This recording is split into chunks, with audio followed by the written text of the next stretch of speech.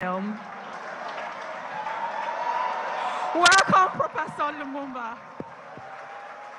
Thank you. Thank you very much. Thank you. You may resume your seats. I'm a great opponent of lengthy introductions. Let me start by thanking the pastor and his wife, and also appreciating those who have spoken before me and those who are present to listen to our presentations. Without you, we would be talking to ourselves. There is a sense in which much has been said. If it is the history of the continent, slavery that has been mentioned, if it is colonization that has been spoken to, if it is neo-colonization that has been spoken to, if it is in describing the continent of Africa as having been divided so very arbitrarily in Berlin in 1884 and 1885, that has been spoken to. And we have been told so very correctly how that continues to bedevil the continent of Africa and to undermine our attempts at unity. Those of you who are students of history will remember that in 1963 in Addis Ababa, Ethiopia, and in 1964 in Cairo, Egypt, the debate was, should we redraw the boundaries?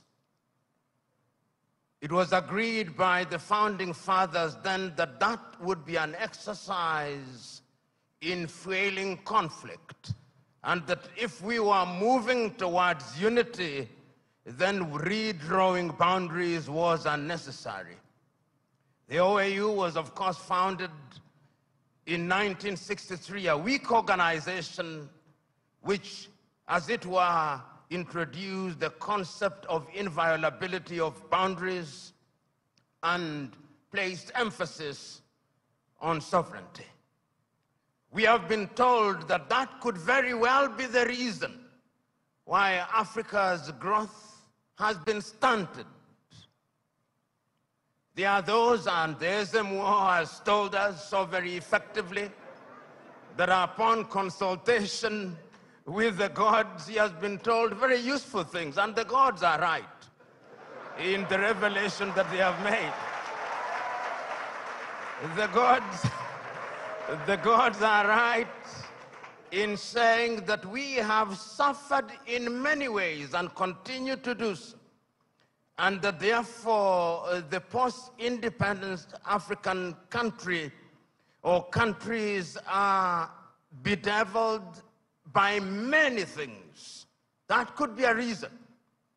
It has also been said that part of the reason why we have not realized our potential is because we make the wrong choices. And that could very well be true. And my brother who spoke about choices so very well told us that it all rests on the choices that you make. And you who are Christians will remember that at critical moments, even in the Christian tradition, it has always been a question of choices. If you read the book of 1 Kings at chapter 18, when there is conflict in that little place called Israel, Elijah summons them and says, choose you now. If Baal is God, bring the 450 disciples of Baal and the 400 of Asherah who dined with Jezebel. And if God is God, let him be worshipped. If Baal is Baal, let him be worshipped. Perhaps that is the reason why we are where we are. We never make the right choices. We choose Baal when we should be choosing God. There are those who have said possibly, and you see this choice if you read the book of Joshua chapter 24, when he calls the Israelites and tells them, choose you now. Do you want to worship the gods whom your ancestors worshipped before they crossed the river, or the gods of the Amorites in whose land you dwell? As for me and my house, we shall serve the Lord. Perhaps we are not serving the gods, and that the gods are angry. And in the anger, they continue to visit pain upon us. So there is a sense in which all and many things have been talked about. But Africa sometimes judges ourselves very harshly and with a jaundiced sense of history. The post-colonial African state, the oldest post-colonial African state, is Ghana, 66 years only. Nigeria, 63 years only. And we often forget these very important and immortal words of John Henry Clark, when he said that all African countries, upon regaining independence, started to conduct their affairs on the basis of systems of governments that were borrowed from Europe, and that none of them will ever succeed on the basis of borrowed systems.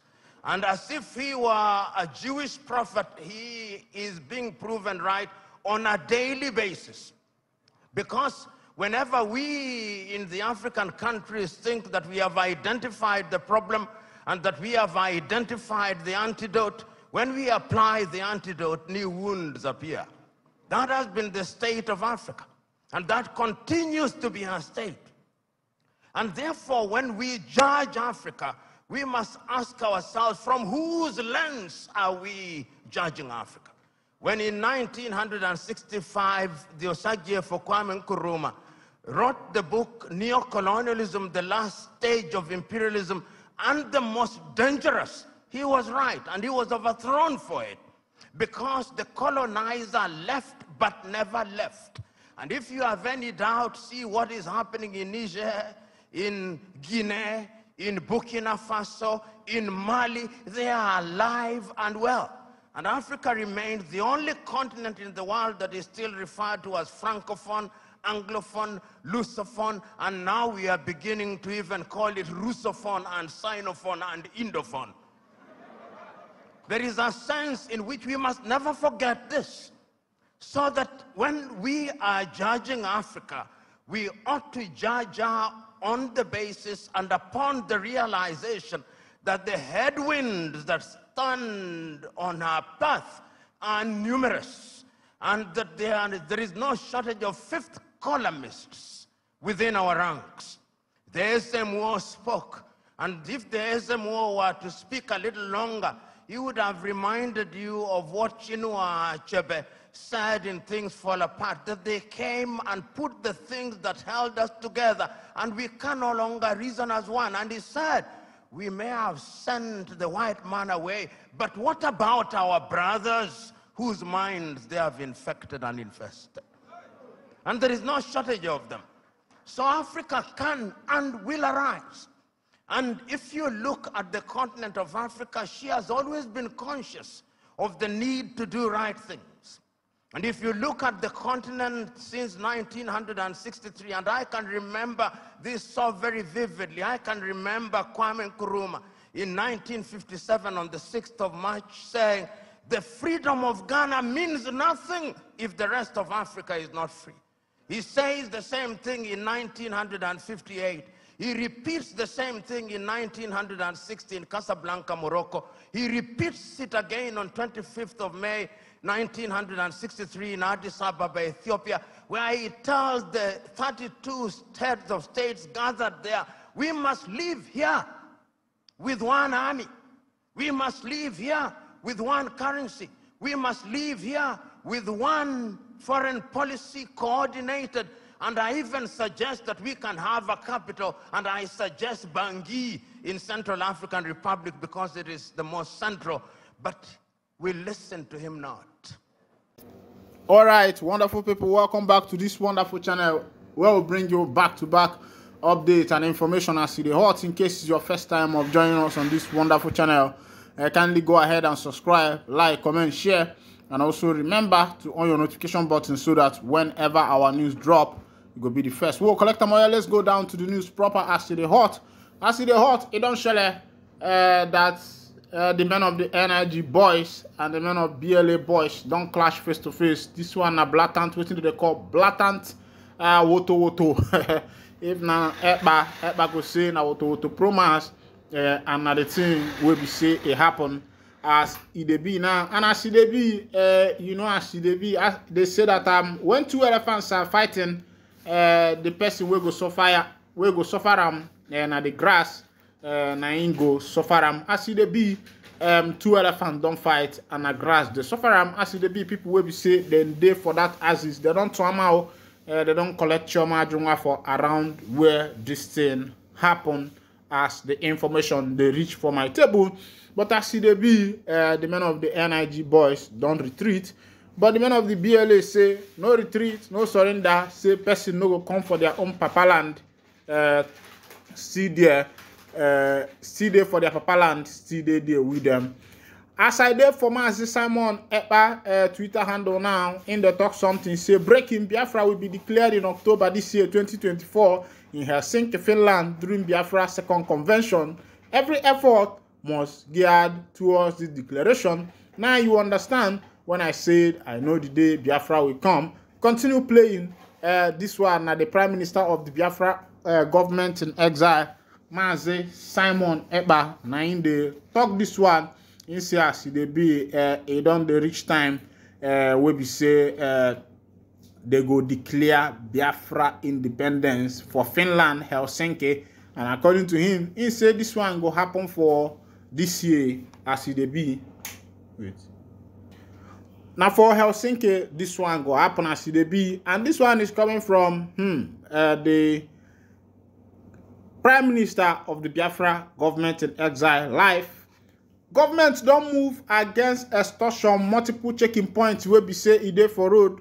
Thank God say government don't remember them because this checking point don't cause plenty wahala for plenty people as e dey be wahala. As e dey be, they don't talk and say every checking point will be say e dey, will be say e no dey valuable. Say they come out and for road. If you don't apply Port Harcourt Owerri Port Harcourt Road, Owerri Onitsha Road, Enugu Onitsha Road, Aba Port Harcourt Road, and all those roads where you see, you go see the kind police checking points where we say e dey there. Them plenty and I dey ask, waiting those police people they do, waiting be their work, there, and who they protect, and who they try to save. But the matter will be said that they do there, now they collect 100 naira. And imagine how many cars where they pass for those roads. Imagine when they collect 100 naira, like 20 or 100 cars or 500 cars. My brother, if you times some 100 times 500, 100 times 100 is already 10,000. Check them times 5, they will be making 50,000 per day. And they pass pass that kind of money. And this checking point, if you they move from what they call them Anambra to Imo State, they pass 20. Imo State to Port Harcourt, they pass 20. Enugu to Anambra, they pass 20. Enugu to Abakaliki, they. And what they surprise me be say now for only Southeast you see these checking points. Now, as it be, they say Lagos in a reviewed effort to find lasting solution to the perennial gridlock on Oshodi Apapa Expressway and other parts access road. The Minister of Marine and Blue Economy, Adegbayeya Oyetola, has promised to eliminate extortions of maritime truck drivers, illegal checkpoints, unapproved parking of trucks along the road, among other vices causing traffic along the port access road within 1 week. One thing we say government they promise, but they know the fulfill the promise. As it be, bandits don't enter for Zamfara community. They don't buy about 7 people, carry scores of people, carry them come out. If you see the things where we say they happen, it go be like say Nigeria every day. Don't turn cheap boy and also. You know, get one day we go break. wey be say one thing or the other no go happen. As it be, they say Akredolu don't arrive Nigeria. Remember say Omolo Esawore, they accuse Akredolu's wife and the family say e be like say Akredolu no die for Germany o. Say e be like say the man die for this Niger child. But as it be, you go see say this life no balance. This Akredolu na governor of Ondo State, and money day, finances day, where without day, where we say they go take care of in life. But as God know one making live, na so the one buy. Now ain't go make you know say as this life day, nothing there inside. There is nothing to boast about life. If God give you life, no say na one purposely give you life. Make I carry go for that full story of Oga Akredolu. The body of the late former governor of Ondo State wrote to me Akredolu has arrived Nigeria. Akredolu's body was brought into the country from Germany, where he passed away and had been reportedly deposited at the morgue until final burial. The former governor passed away in Germany on Wednesday, December 27, 2023. The plane that conveyed the body reportedly arrived in Lagos at about 3:39 p.m. on Friday, January 5th.